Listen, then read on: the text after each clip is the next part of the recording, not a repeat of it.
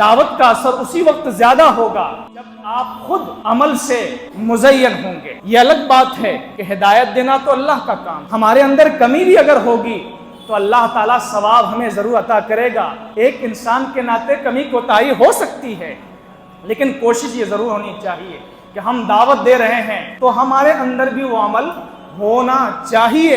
ہدایت تو اللہ کے ہاتھ میں ہے، قرآن ہی نے اعلان کیا انک لا تہدی من احببت، اے نبی آپ جس کو چاہیں ہدایت نہیں دے سکتے، ہدایت میرے قبضے میں ہے۔ ابو طالب آپ نے زندگی بھر خدمت کی، موت کا وقت ہے، حضور کی خواہش ہے بس چچا جان کلمہ پڑھ لیں، اللہ کے حضور ہم سفارش کریں گے۔ اس وقت یہ آیت نازل ہوئی انک لا تہدی من احببت، ہدایت دینا میرا کام ہے، البتہ رہنمائی کرنا، دعوت دینا یہ آپ کا کام ہے۔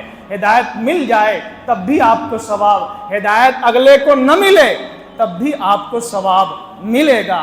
اب علماء لکھتے ہیں کہ اس آیت میں جو اللہ نے کہا کہ اس سے اچھی بات کس کی ہو سکتی ہے، جو اللہ کی طرف بلائے، وہ تقریر کے ذریعے بلائے، وہ تحریر لکھ کر بلائے، وہ تصنیف کتاب لکھ کر بلائے، وہ دعوت و تبلیغ کی شکل میں بلائے، وہ خانقاہوں میں بیٹھ کر تصوف کی شکل میں بلائے۔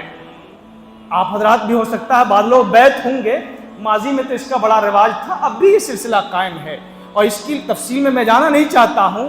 ابھی سے 100 سال پہلے اور پہلے ہندوستان ہی نہیں عالم اسلام میں بڑی بڑی خانقاہیں آباد تھیں، لوگ ان کے پاس جاتے تھے، بیت ہوتے تھے۔ بیت ایک عقیدت کی بنیاد پہ ہوتے تھے۔ عقیدت کا فائدہ یہ ہوتا تھا کہ مرید اپنی غلطیوں کو ان کے سامنے بیان کرتا تھا، اور وہ ایک مخلص رہبر کی شکل میں ان کی رہنمائی کرتا تھا کہ آپ یہ نہ کریں، یہ نہ کریں، اس سے اللہ ناراض ہوتا ہے، اس سے رسول پاک صلی اللہ علیہ وسلم کی سنت چھوٹتی ہے، اور اس سے شریعت کا یہ حکم ٹوٹتا ہے۔ خواجہ اجمیری نے ہندوستان میں وہی کام کیا، نظام الدین اولیاء نے وہ کام کیا، صابر کلیری نے وہ کام کیا، اور منیر شریف پٹنہ کے قریب ہے، بہت بڑے اپنے وقت کے وہ بزرگ، انہوں نے یہ کام کیا۔ خانقاہ رحمانی منگیر آپ نام سنتے ہیں، 100 سال کے قریب اس سے پہلے ہی سے اس سلسلے میں سے وہاں کے لوگ جڑے ہوئے ہیں۔ تو اللہ رب العزت نے قرآن میں ذمہ داری ڈالی تو امت کے ہر طبقے میں یہ کام ہر زمانے میں ہوتا رہا۔ اب یہ کام ہونا کیسے چاہیے، بس 5 منٹ اور اس کو بھی اللہ نے بیان کیا ہے۔ مفسرین لکھتے ہیں کہ قرآن کی ایک آیت کی تفسیر دوسری آیت کرتی ہے۔ تفسیر مستقل کی موضوع ہے کہ قرآن کا مطلب کیا ہوتا ہے۔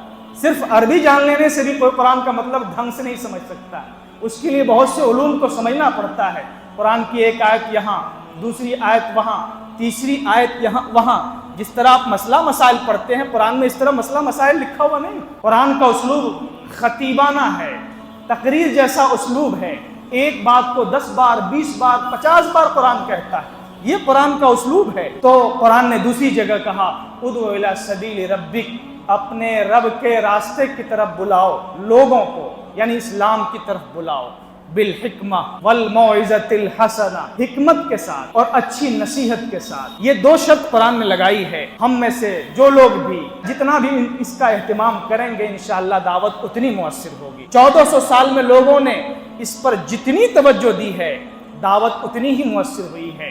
پہلی شرط ہے حکمت کے ساتھ۔ حکمت کا مطلب ہوتا ہے کہ سامنے والے کے حال کی رعایت کریں۔ آپ کا مقصد اسلام کے پیغام کو پہنچانا ہے، آپ کا مقصد کسی کو ذلیل کرنا نہیں ہے، آپ کا مقصد ڈانٹنا نہیں ہے، آپ کے دل میں ایک درد ہے، اس درد کی بنیاد پر آپ پہنچ رہے ہیں تو آپ اس کے حال کی رعایت کریں۔ آپ موقع تلاش کریں کہ کس وقت ان سے بات کرنا اچھا ہوگا، یہ ہے موقع کی رعایت۔ اور یہ جو سمجھدار لوگ ہیں اچھی طرح جانتے ہیں، آگے قرآن نے کہا سمجھانا ہے، نصیحت کرنی ہے، لیکن نصیحت بھی اچھی ہونی چاہیے۔ ایسا نہ ہو کہ نصیحت کے بہانے ان کو ڈانٹا جائے، ایسا نہ ہو کہ نصیحت کر کے ان کو ذلیل کیا جائے، ایسا نہ ہو کہ نصیحت کے ذریعے وہ اپنی آر سمجھے، وہ اپنی شرمندگی محسوس کریں۔ قرآن نے اس سے صاف منع کیا ہے کہ ان کو سمجھانا ہے حکمت کے ساتھ اور اچھی نصیحت کے ساتھ، اور اس سے بحث نہیں کرنی ہے۔ اگر بحث کی نوبت آ گئی جادلہم باللتی ہی احسن، تو بحث بھی اچھے طریقے سے کرنی ہے، مانے تب بھی ٹھیک، نہ مانے تب بھی ٹھیک ہے۔ یہ دعوت کا 2 بنیادی ہتھیار ہے۔